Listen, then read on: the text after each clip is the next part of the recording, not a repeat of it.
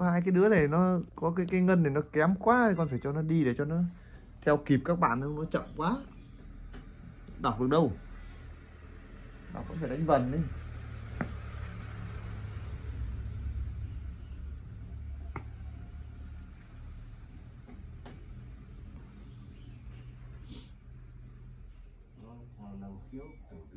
Nhưng mà nó chậm quá, nó chỉ mải chơi đâu mà, còn nó gần nó mải chơi lắm. Cái nó là cái bản chất của nó chứ không phải là...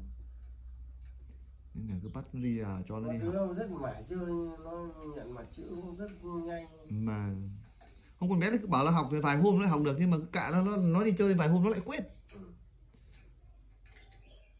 Cái bắt ở nhà học mấy hôm là nó lại đọc được thôi, nhưng mà cứ dãy nhau thời gian thì nó đi chơi, nó anh quanh là nó lại quên hết chữ.